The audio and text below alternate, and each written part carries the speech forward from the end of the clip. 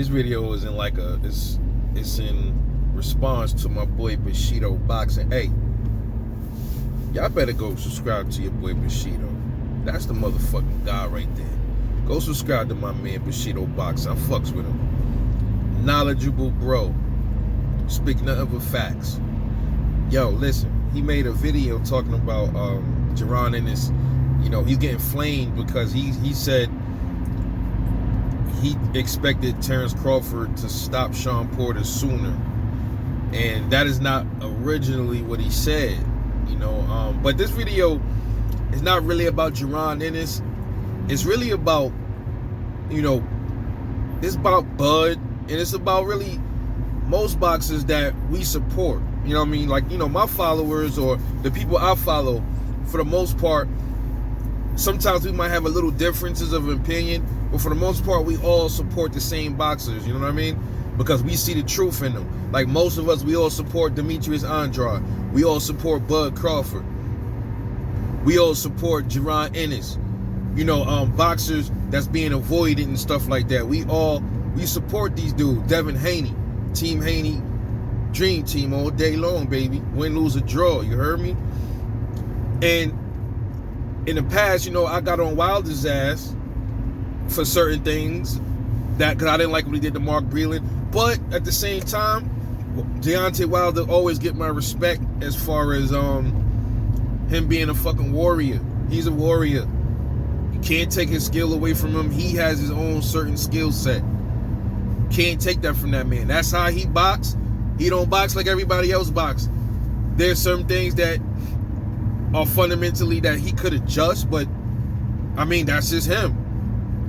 You know, but nonetheless, he a solid brother, you know, seriously. So that's how I feel about Wilder. You know what I mean? I gave him his little hell for twerking and all that shit, but don't matter. He's a solid brother, and he's a fucking warrior, man, with a chin of granite.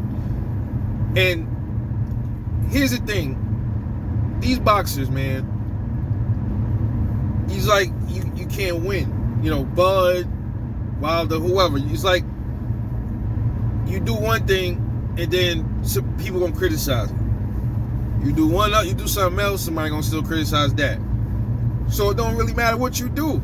You're gonna still get criticized by somebody. And that's crazy, man. Like, it's just what it is with boxing. You can't win. You can't. Wilder, for instance, right? Like Wilder. People say he can't box. He got minimal boxing skills. I disagree. He just has his own style. That's it. They say he can't box, and all he does is punch. You know, throw that right hand, a windmill, Wilder. You know, all that shit that you used to hear. And then when the guy tries to learn how to, you know, employ some different skills into his arsenal, then everybody criticizes and say I'm not impressed. I mean, all right, so then was you impressed before he was trying to add some tools to the tool chest? Because before that, you were saying he can't box. And then now he's trying to box and do certain things that he's trying to fix some flaws, and now you're saying you're not impressed. And half these dudes never stepped in the ring. Half of them never even had a street fight. I could guarantee you that. Devin Haney, same thing with him. He's known as a pillow fist. He's known as somebody that can't punch. And people saying this about this kid. He goes in there and decides to stand in front of Jorge Linares, which I saw no problem with that, because even if you're a mover, if you're an outboxer, you still gonna have to plant your feet at some point in that fight and stay in your ground and 10 toes in. And that's what he did. And that's, even though that's not his style, he decided to try to please the fans and give them a little bit of rock'em sock'em robot shit, and he almost paid for it. Because that's not what he used to doing. That's not his thing. And then people criticized him for that. Said, man, he's chinny. He got hurt. He was holding on the rest of the fight, which was not true. He was not holding on to him. He was still banging with him. If he was afraid of that of Linares after that punch, Haney would have been on his bicycle the rest of the fight. He was still standing in the pocket. Go watch it. It's right there. So he decides to stand there and trade with Linares. He gets rocked. Now he chinny. But Ryan Garcia not chinny. But Teofimo Lopez not chinny. But Lomachenko not chinny. Then, when he's moving around doing his natural shit that he like to do, moving around in outbox, he's running. He did the same thing to Floyd Mayweather. They said Floyd was a runner. Floyd was not a runner. He was a boxer. That was late after, he started hurting his hands. His hands started getting brittle. He decided to change up his style a little bit. If you watch the old Floyd fights when he was Pretty Boy Floyd, you tell me if he was a runner or not. And even after he wasn't pretty, even when he was Money Mayweather, he was standing there in the pocket with Canelo, planting his feet, giving him some conviction. Tell me I'm wrong. So they say Devin's on his bicycle. Oh man, he don't want to stand there and box. He's gonna run every fight. He runs. Bud Crawford. Let's go back. Let's go to him real quick. They say they want him to fight Sean Porter. Yo, who's Bud before he fought Sean? Damn, Bud ain't fighting nobody.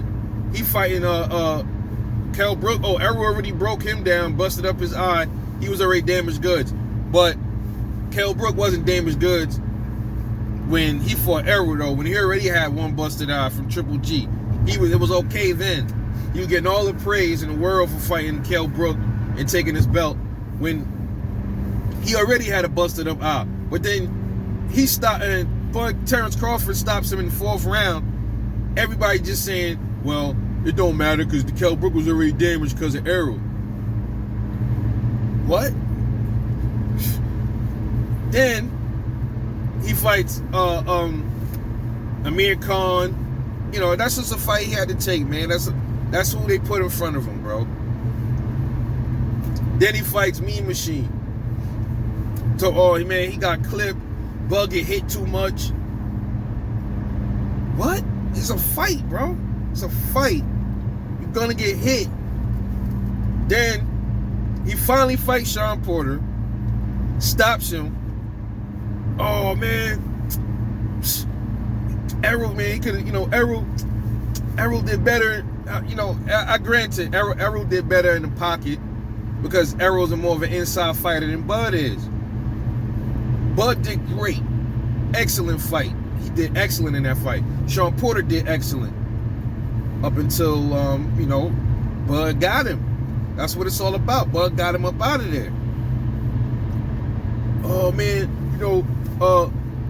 he was already past his time. He was already over the hill. Errol damaged him. Oh, come on, man. Where did Errol damage Sean at? He didn't damage Sean in that fight. He cracked him and dropped him. Didn't damage him. And Sean was still in the fight. And then, oh, man, they stopped it too soon. They stopped bro, look. What are you talking about? I agree. I wanted to see the fight go on because we wouldn't be hearing these excuses. That's why I wanted to, for what it's worth, I was hoping Kenny let the fight go on because we wouldn't be hearing this right now about how Kenny is the one that really stopped Porter, not Bud. When, in fact, when you throw a towel in, that's actually worse than the ref stopping it because when you throw a fucking towel in, that means your corner see the savage shit that's happening to you. So if I'm fighting somebody and they corner goes like this, yo, stop the fight. Throw the towel in. I feel good about that. You think Bud don't feel good about that? You think Bud don't feel good that the corner threw the towel in versus the ref? The ref throw the towel in. That's, yeah, okay, he getting beat up. But when the corner see that shit first, bro, before the ref even got time to go like this, what's that telling you? That's telling you you getting destroyed. So win-win for Bud. Even if the haters or the detractors don't agree with it, it's a win for him, bro. But you just can't win with these so-called fanboys. And you do one thing, and then you finally fight somebody. They say you ain't never fight nobody. You fight somebody that's a top level, and then they start making all these excuses and stuff like that. Even if Bud would have knocked him out flush, they would have still said Bud struggled and stuff like that. Like, as if struggling ain't a part of boxing. Everybody got to adjust. People adjust. That's why it's called styles. You adjust to somebody's style. You might struggle early on, but at the end of the day, you get the win. That's what matters. Say, Errol got the win. He struggled with Sean. He got the win, though, right? Same thing. You don't take nothing away from Errol. Don't take nothing away from Errol. He got the win. Don't take nothing away from Bud. He got the win, bro. You got to be like that, even keeled. But, it ain't like that, man. It's damn if you do, damn if you don't, man. And even sometimes it's like that with Errol Spence. I'm keeping it all the way real. He do one thing and then, he get the win and people gonna find excuses and shit like that. I get it. But I see more of that shit with Bud, man. It's like that. It's like Bud can't win. He get all kind of flat and all kind of things thrown at him, man. When they finally, who else, bro? Who else was it for him to fight? Sean was right there. Sean wanted to fight. Okay, let's get it on. Let's fight. So, okay, you want him to fight Virgil and Ennis. And then, you know what's funny? If Bud fights Virgil, knocks Virgil out, oh, man, Virgil was young, man. He was supposed to do that. He was inexperienced. That's what would have happened, just like that. Then if Bud would have lost to Virgil, oh, man, he lost to a young buck. Bud got exposed. Shit crazy. But anyway, I'm off this, man. This is Rebel Life Boxing, bro. I'm going to holler at y'all later. Like, subscribe, support the channel, man. And I'm getting at y'all on the next one.